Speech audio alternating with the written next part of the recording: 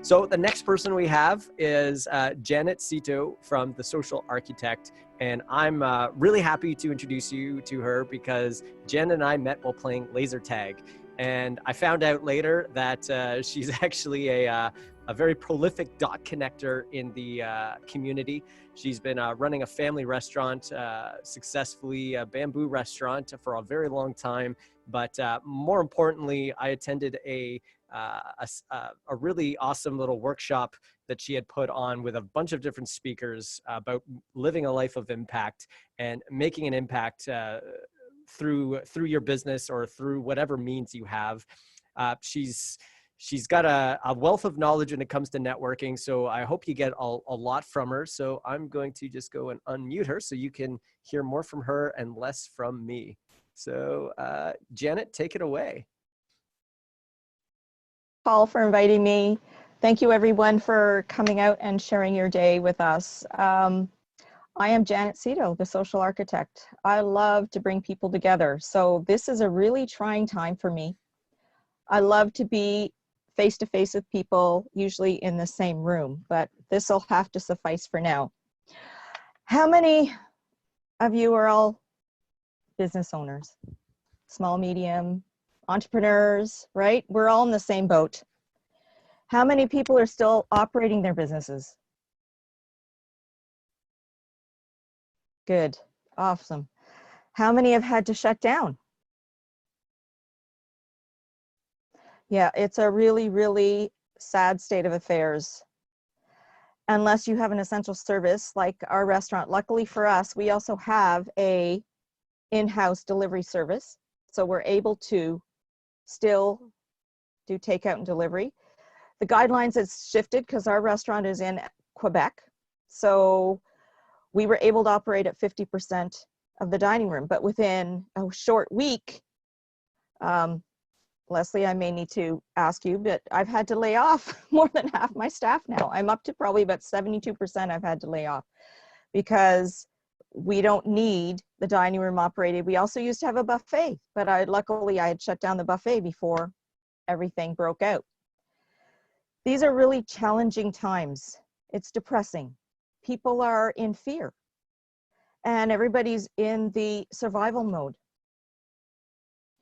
And I have the common, I have the ability to see from the brick and mortar business as well as having a consulting business.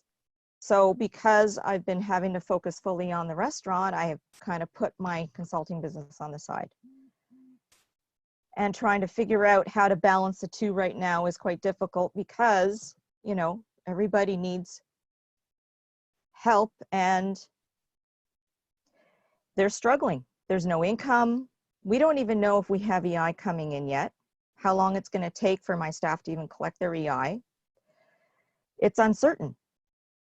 So this moment, we are very, very, very fortunate to have Michael Wood as our voice.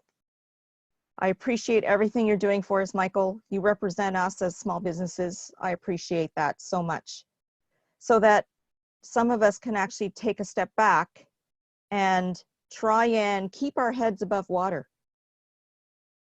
It's really difficult when we're all basically grief-stricken. It was just, bam, huge impact. Everything just shut down.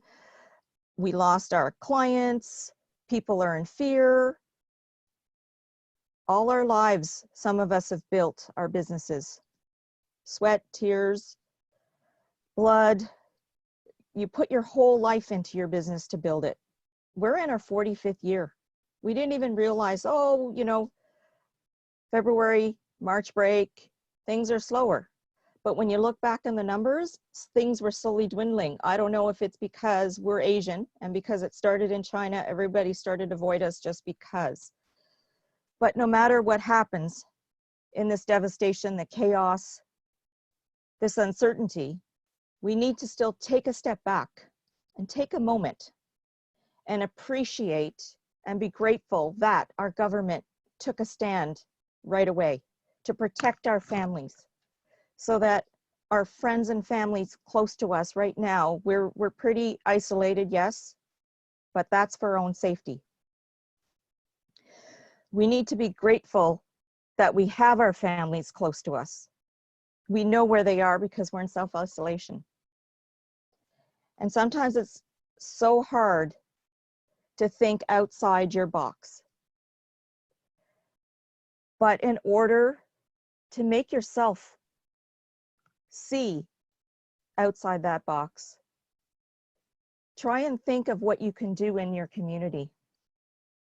Try to put others before you, others that need help. So check in on that neighbor. Check in on that senior down the street. Try and make sure that your elderly parents are isolated.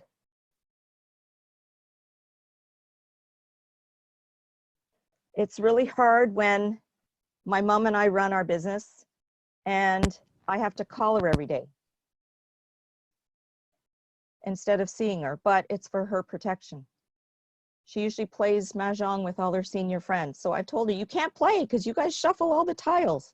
So she finally stepped back and now she's enjoying watching her Chinese movies. She's actually getting a time to relax. After 45 years of running that business day in and day out, she's actually getting a reprieve. So that's a plus.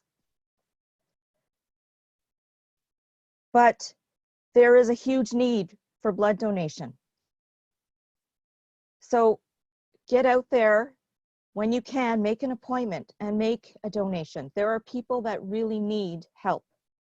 So once you feel that you've been able to be of service to others, when you can help others, you actually feel lighter. Your heart is fuller. So when you're able to help the disabled in your community, which I've been able to work with Christina at Ability First Auto for the last few weeks, collecting donations.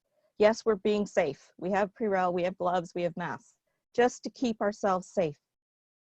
You have to keep that in highest. Sorry, I'm hearing, is my time up? Oh, if you could just wrap it up in like 20 seconds. All right. So yes, be safe and protect yourselves, but still, if you can make an impact in your community by giving, by being of service to others, it will lift your vibration and you'll feel so much better. Thank you.